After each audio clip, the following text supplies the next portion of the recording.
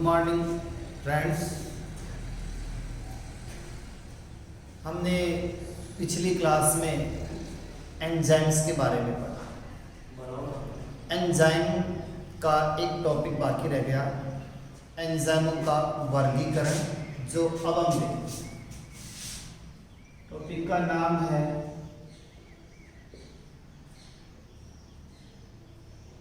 Enzyme का वर्गीकरण। Classification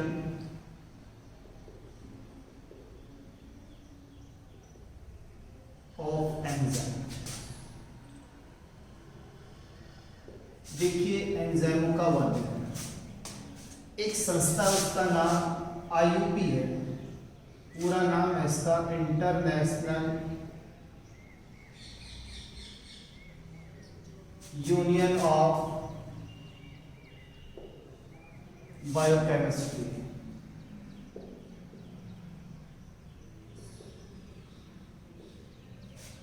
इस संस्था ने एंजाइमों को 6 वर्गों में विभक्त करने की सिफारिश की।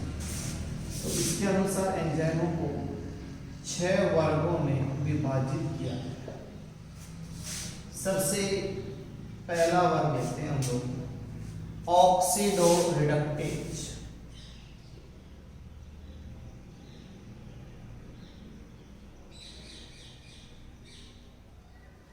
ऑक्सीडो रिडक्टेज नाम से पता चल रहा है।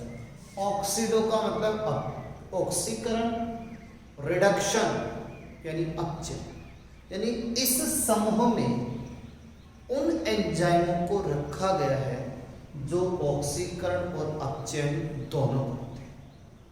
इस समूह में उन एंजाइमों को रखा गया जो ऑक्सीकरण और अपचयन दोनों साथ साथ करते हैं, उनको रखा गया है ऑक्सीडो रिडक्टेज। जैसे इसका एग्जाम्पल लेते हैं हम, अल्कोहल डिहाइड्रोजिन। दूसरा है ट्रांसफेरेज।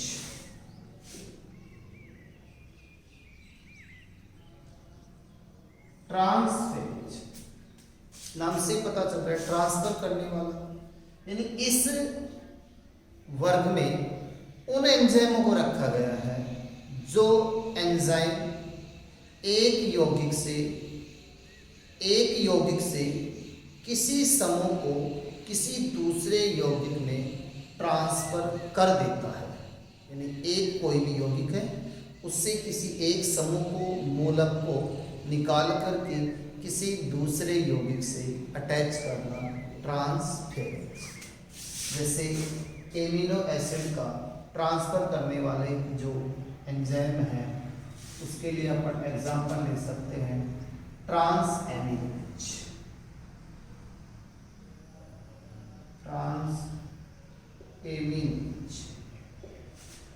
तीसरा है हाइड्रोलेजेज।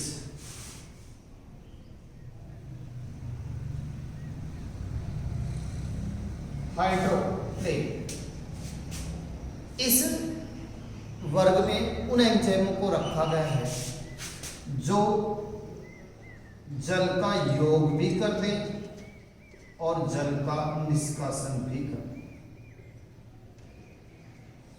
दोनों काम करने में कैसे?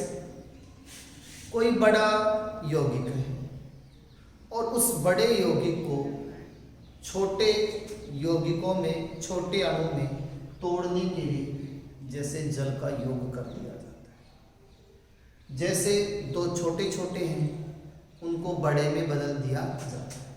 जैसे अपन बात करें कार्बोहाइड्रेट के अपचयन के लिए, या जो कार्बोहाइड्रेट है उसके तोड़ने के लिए जल के अणु का योग होता है, उसके लिए एग्जाम्पल लेते हैं एमाइड।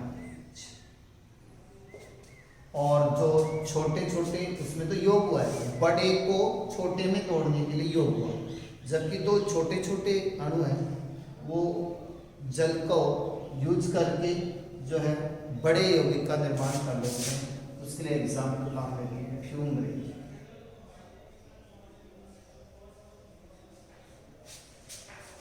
फ्यूमरेज। तो ये जो एमाइलेज है, फ्यूमरेज है, ये हाइड्रोलेजेज प्रकृति का।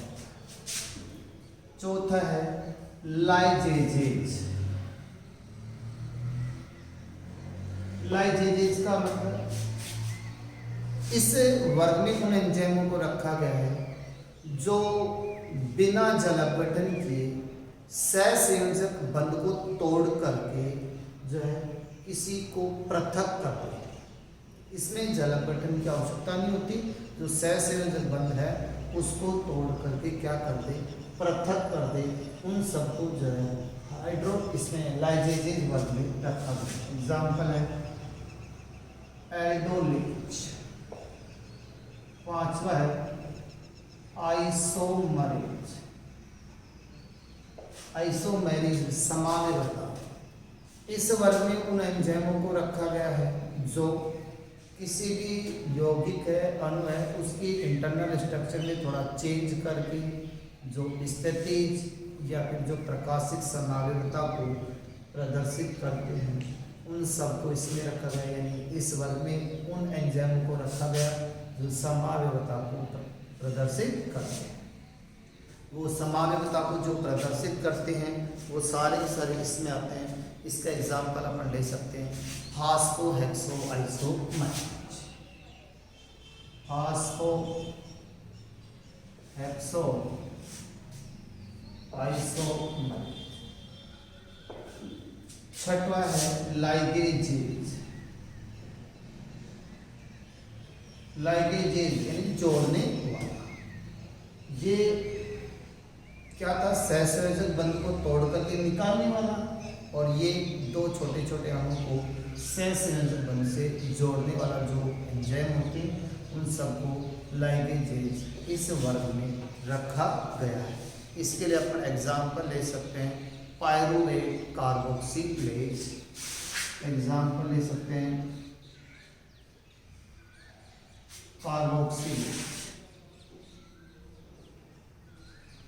इस प्रकार हमने एंजाइमों का वर्गीकरण किया। इसी के साथ में ये एंजाइम का चैप्टर खत्म हुआ। अब हम